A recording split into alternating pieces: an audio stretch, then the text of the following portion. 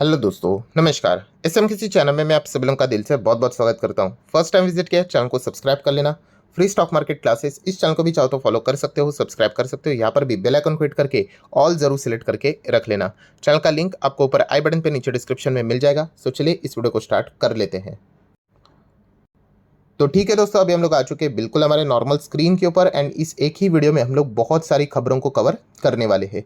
तो शुरुआत यहाँ पे हम लोग करेंगे सबसे पहले जेन टेक्नोलॉजीज के साथ। यस, जेन टेक की अगर हम लोग बात करें तो ड्रोन से रिलेटेड ये कंपनी हम लोग को काम करते हुए देखने को मिल जाती है।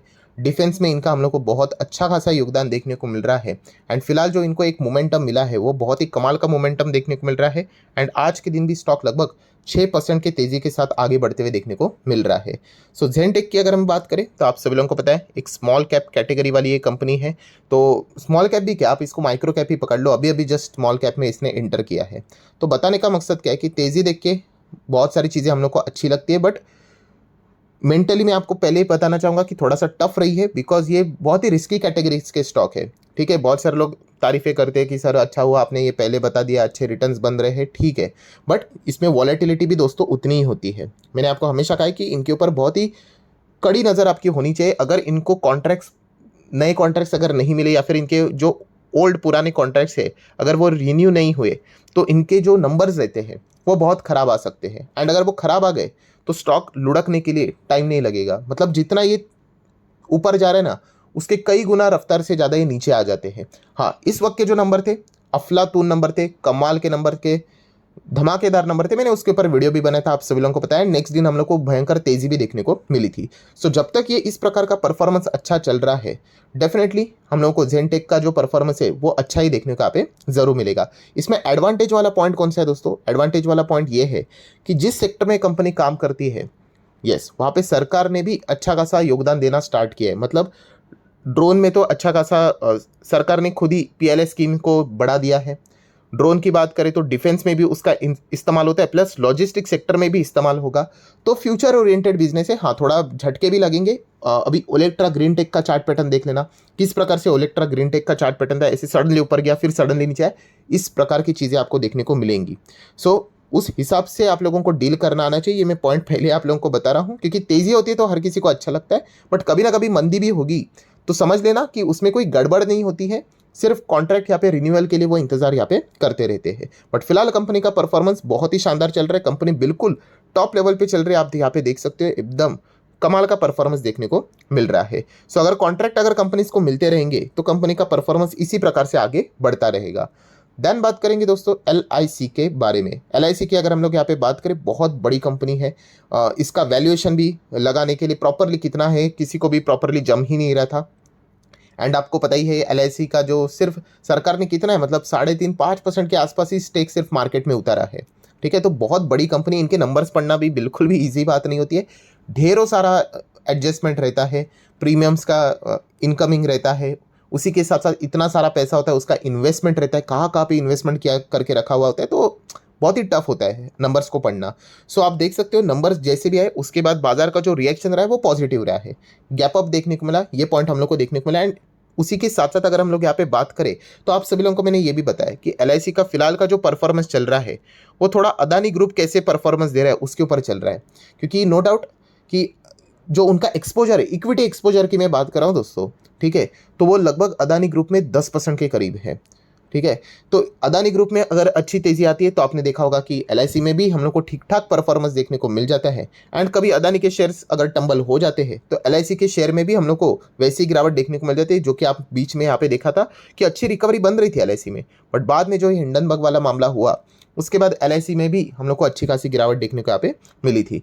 सो एल कोई कंपनी बुरी नहीं है, बट येस ये इतनी बड़ी कंपनी है कि इसमें बहुत रॉकेट की तरफ रिजल्ट मिलना मतलब पैसे कमाना, कि अगर हम लोग वेल्थ क्रिएशन की बात करें वो बहुत मुश्किल लगता है। ठीक है, क्योंकि बहुत ही बड़े साइज की कंपनी है, blue chip, directly blue chip company है ना, तो ज़्यादा पैसा नहीं बनेगा इधर। तो ये पॉइंट आप लोगों को पता है यहाँ पे होना चाहिए। देन अगर हम लोग बात करेंगे टाटा मोटर्स, टाटा मोटर में आज के दिन अच्छी खासी गिरावट देखने को मिली। अभी ये गिरावट निचले से रिकवरी हुई इसलिए कम हो गई, वरना बहुत ही अच्छा खासा पिटाई देखने को मिला था। मतलब समवेयर अराउंड हम लोग कह सकते हैं कि 509 तक हम लोग को स्टॉक गिरते हुए देखने को यहाँ पे मिला था। अभी टाटा मोटर गिरा क्यों, तो इसके पीछे का एक रीज़न है दोस्तों, एंड एक रिपोर्ट हम लोग को पब्लिश होते हुए देखने को मिली है। सो किसने रिपोर्ट पब्लिश की है, तो दोस्तों यूबीएस ने। यूबीएस का कोई इंट्रोडक्शन देने की जरूरत नहीं, अगर किसी को यूबीएस नहीं पता है तो सिर्फ विकिपीडिया के ऊपर जाकर देख लेना यूबीएस मतलब क्या, आपको समझ में आ जाएगा। ठीक है, सो यूबीएस ने भी क्या कर लिया, एक रिपोर्ट यहाँ पे निकाली एंड उन्होंने कहा है कि टाटा मोटर शेयर को आप सेल कर दो करके। ये मैं नहीं कह रहा हूँ, ये यूबीएस ने रिपोर्ट में ये सारी चीज़ें बताई है। सो यूबीएस ने क्या क्या पॉइंट को हाईलाइट किया है, तो उन्होंने कहा है कि टाटा मोटर अच्छा कर रहा है, ठीक है, उसके ऊपर बाजार फोकस रख रहा है, वो भी ठीक है, बट कुछ नेगेटिव पॉइंट से उसको ओवरलुक किया जा रहा है बाजार की ओर से। मतलब वो कुछ पॉइंट्स उन्होंने यहाँ पे बताया है कि जो कि टाटा मोटर के शेयर्स में अगर आप जाते हो तो ये कुछ 3-4 रिस्क है जो कि आपको भविष्य में देखने को मिल सकते हैं। एंड इसीलिए उन पॉइंट को पकड़कर उन्होंने कहा है कि टाटा मोटर को हम लोग डाउनग्रेड कर रहे हैं, डबल डाउनग्रेड कर रहे हैं, एंड जो उसका टारगेट है वो 450 तक यहाँ पे रहना चाहिए।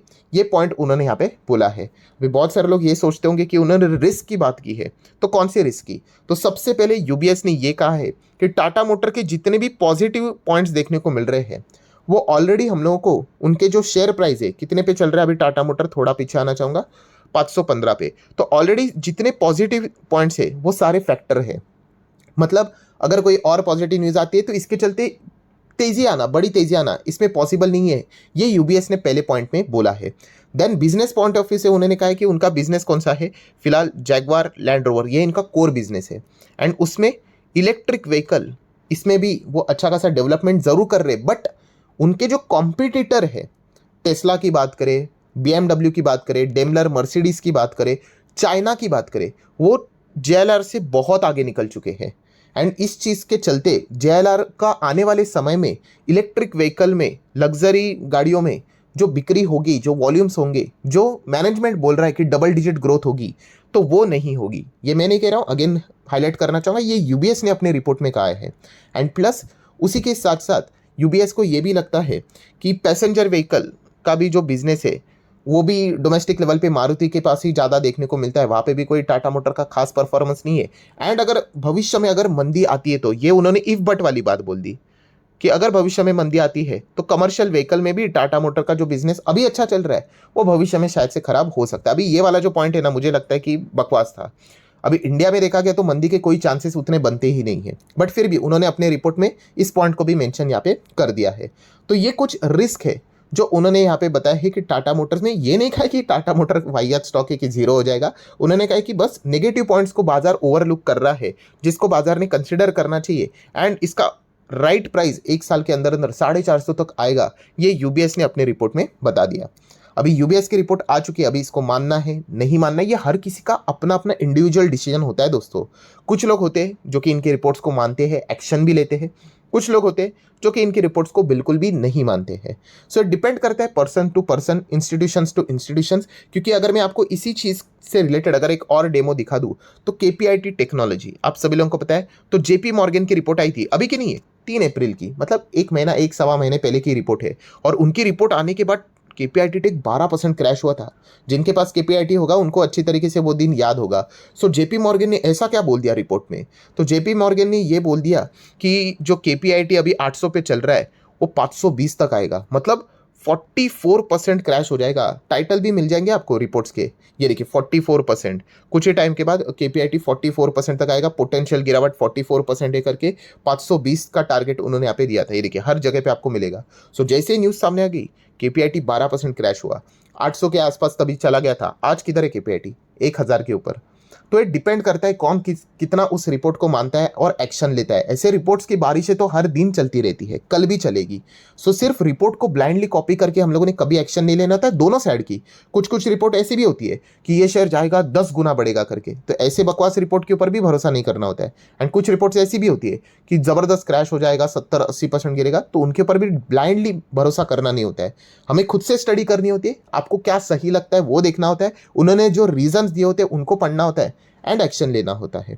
सो ये भी पॉइंट मैंने यहाँ पे कवर कर लिया जो कि आपको पता होना चाहिए। बाकी केपीआईटी तो फैंटास्टिक है, अभी आप देख सकते हो 4 डिजिट में भी आते हुए देखने को मिल चुका है। एंड जैसे ही 4 डिजिट मतलब बोलते हैं ना कि एक टेक्निकली कि 1000 का लेवल क्रॉस कर लिया, मतलब एक साइकोलॉजिकल लेवल यहाँ पे तोड़ लिया, तो एक अच्छा खासा इसके लिए सपोर्ट लेवल भी वर्क कर सकता है। देन अभी हम लोग बात करेंगे कुछ पेनी स्टॉक से रिलेटेड। ये पेनी स्टॉक वही है जिसमें बहुत सारे रिटेल इन्वेस्टर अटके हुए हैं, ठीक है। बहुत सारे लोगों को इनके नाम देख के ही गुस्सा आ जाता है, अभी क्या करे, रिटेलर्स के कुछ डाउट्स क्लियर करने ही पड़ते। सुजलॉन एनर्जी, कोई ज़रूरत नहीं जाने के लिए, बट सर यहाँ पे टोरेंट पावर ने तो उनको ऑर्डर दे दिया है 300 मेगावाट का। डेफिनेटली अच्छी बात है। मैं कितनी बार आपको बोल चुका हूँ कि एक ऑर्डर से आप खुश होते हो, ऐसे 100 ऑर्डर मिलने चाहिए, तभी जाके वो रिकवर करेगा। आप समझ रहे हो? आपने अगर कोई समझो एक ठेला लगाया है, कोई भी ठेला लगाया, या फिर आपने कोई चाय का बिजनेस निकाला है, आप एक चाय बेचकर ही खुश हो जाओगे? आपके पास बहुत सारे कस्टमर आने चाहिए ना, एक कस्टमर से क्या करोगे आप, राइट? अगर इनके पास अगर इतने मल्टीपल कस्टमर होते तो इनकी नौबत थोड़ी ना ऐसे लेफ्ट टू राइट ये स्टॉक यहाँ से यहाँ तक निकल जाता। तो इनको बिजनेस ही नहीं मिलता है, मुश्किल से कोई 1-2 बिजनेस आ जाते। कभी थोड़ा सा बीच में अदानी ग्रीन आया था, अभी टोरेंट थोड़ा बहुत देखने को मिला, ठीक है। मल्टीपल यहाँ पे बिजनेसेस आने चाहिए, इनके कस्टमर बनने चाहिए, ऑर्डर्स रिपीट होने चाहिए, तब जाके बिजनेस अच्छा बनेगा। वरना देखा गया तो ठीक है 9 से 10 हो जाएगा, 12-15 हो जाएगा, दैट्स इट। उसके ऊपर 9 का 900 नहीं हो जाएगा। ये पॉइंट आप समझ लेना, इसलिए इनको अवॉइड करना होता है। देन बीसीजी की बात करें, अगेन कुछ भी हो जाए, 100 भी हो जाए तो भी अवॉइड ही करना है दोस्तों। बहुत सारी सस्पिशियस चीज़ें से भी इनके पीछे पड़ा हुआ है। टीटीएमएल की भी बात करें, ठीक है नाम टाटा है इसलिए नहीं जाना है दोस्तों। इनका प्रॉफिट से ज़्यादा इनका खर्चा ही होता है, राइट? इनकम से ज़्यादा खर्चा होता है तो प्रॉफिट तो आता ही नहीं है, लॉस में ही चली जाती है, राइट? तो ये सारे अवॉइड करने दोस्तों। इमोशनली जाना नहीं होता है। एंड अगर किसी को जाना ही है तो दोस्तों मैंने इसके पीछे का एसएमकेसी स्ट्रैटेजी भी आप लोगों को बता के रखा हुआ है। कौन सी स्ट्रैटेजी? ये क्या है? रद्दी, स्क्रैप। आपके घर में न्यूज़पेपर आता है कि नहीं?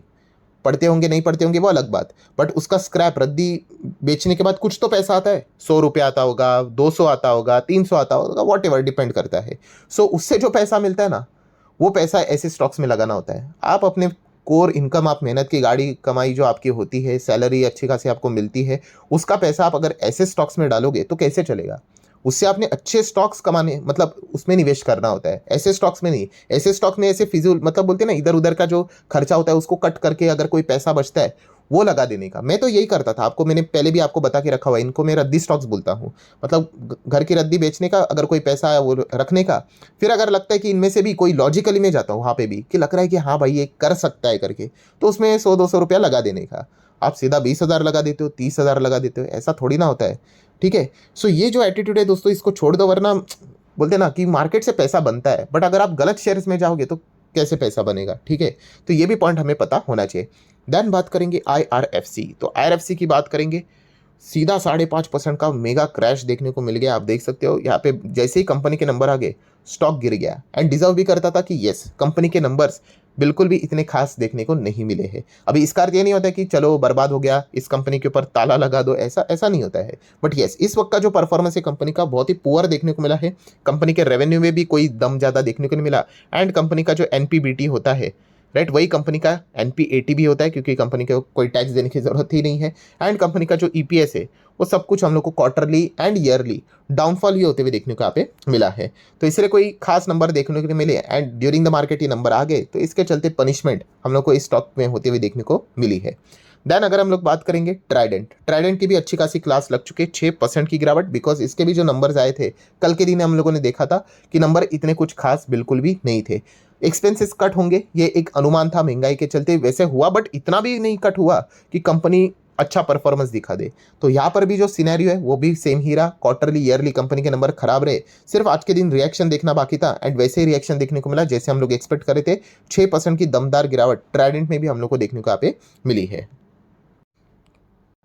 सो आशा करता हूं दोस्तों जितने भी इंपॉर्टेंट अपडेट्स थे जिनके बारे में आपको थोड़ा बहुत जानकारी होनी चाहिए थी वो सारी मैंने कवर कर ली है। वीडियो अच्छा लगे तो चाहो तो आप लाइक एंड शेयर कर सकते हो। एंड डीमैट अकाउंट अगर आपने अभी तक ओपन नहीं किया है तो लिंक नीचे डिस्क्रिप्शन में 25 वीडियो की लिस्ट भी आपको बिल्कुल फ्री ऑफ कॉस्ट मिल जाएगी। आपका नाम, कौन सा अकाउंट आपने लिंक के थ्रू ओपन किया है, प्रॉपरली कमेंट सेक्शन में मेंशन कर देना, तो हफ्ते भर के अंदर अंदर सारे लेक्चर्स मेरे साइड से फ्री ऑफ कॉस्ट प्रोवाइड कर दी जाएंगे ताकि आप शेयर बाजार को आसान भाषा से सीख सको। So that's it, thank you very much दोस्तों, we will be meeting our next video, तब तक के लिए बाय बाय।